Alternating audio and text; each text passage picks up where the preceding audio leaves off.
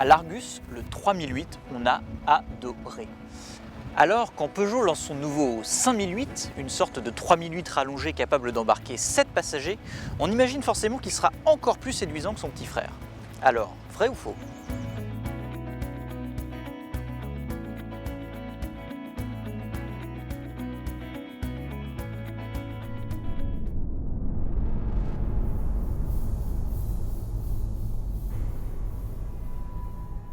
Alors, quand on vous dit que le 5008 est un 3008 rallongé, c'est vraiment le cas puisqu'il mesure 19 cm de plus en longueur, dont 16 cm sur l'empattement, et ça profite directement à l'espace arrière. Avec le siège reculé au maximum, on peut même quasiment tendre ses jambes, et on profite en plus de tablettes aviation, des stores latéraux et même d'une ventilation dédiée.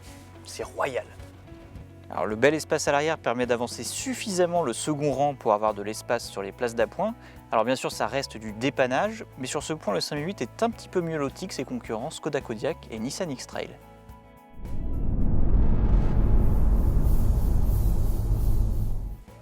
Et le 5008 est encore plus modulable que son petit frère 3008 puisqu'il embarque 5 sièges indépendants qui sont tous rabattables bien à plat, et le siège avant est lui aussi repliable pour pouvoir embarquer des objets jusqu'à 3,20 m de long. Mais rien qu'en 5 places, on a déjà un beau volume de 700 litres qui peut même grimper à 780 litres si on enlève complètement les sièges de 3e rang. Alors c'est un petit peu fastidieux, mais c'est faisable.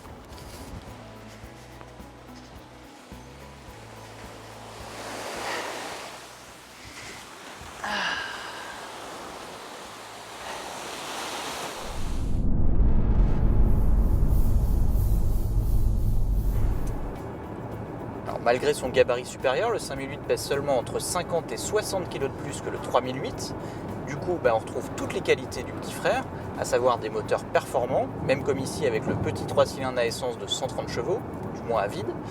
On retrouve aussi une tenue de route très efficace en virage et une agilité vraiment étonnante pour une voiture de cette taille, qui est d'ailleurs toujours servie par ce volant tout petit. Alors, au volant, on n'est d'ailleurs pas dépaysé puisque le 5008 reprend la planche de bord du 3008.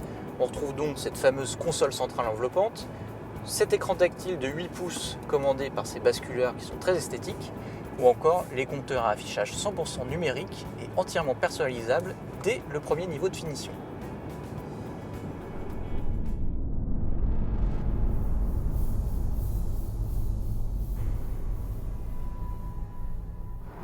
Par rapport au 3008, le 5008 embarque une suspension arrière affermie de 15%. Alors ça permet à la voiture d'être mieux tenue sur les bosses quand on roule à 4, 5 voire 7 passagers. Le revers de la médaille, c'est que quand on roule seul, la voiture est un petit peu moins confortable. Alors si vous ne voyagez pas en famille au quotidien, il ne faudra pas hésiter à pratiquer le covoiturage.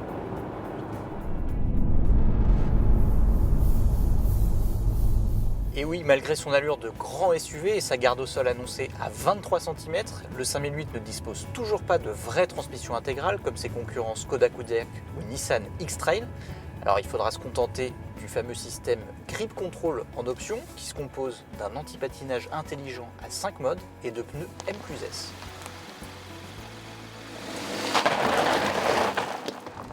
Alors ça permet au moins de prendre quelques chemins de terre comme celui-ci, même si il vaut mieux éviter les bosses, sinon ça secoue, voire de rouler sur la neige en meilleure sécurité.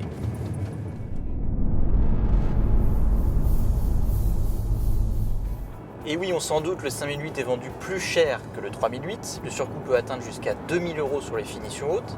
Alors ça porte le prix du 5008 à près de 37 000 € en finition allure avec le Blue HDI de 150 chevaux.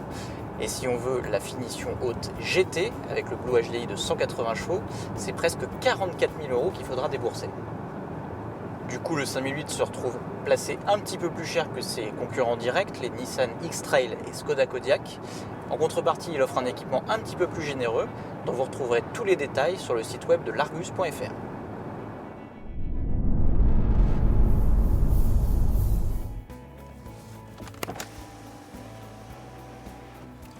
Alors, 5008 ou 3008 ? Eh bien disons que si vous avez besoin d'un coffre immense ou de 7 places occasionnellement, il faudra bien sûr privilégier le 5008. Maintenant, s'il ne s'agit pas de l'usage principal de la voiture, on peut très bien rester sur le 3008 qui se montre un petit peu plus dynamique à conduire, encore plus confortable et un petit peu plus agréable à regarder. Et avec les 2000 € d'économiser, vous pourrez toujours vous offrir la petite patinette e-Kick qui est vendue 1500 € en accessoires. C'est une petite patinette à assistance électrique qui se recharge sur son support dans le coffre.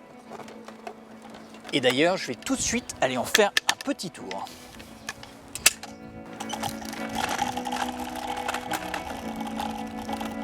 Et à très vite sur l'Argus.fr.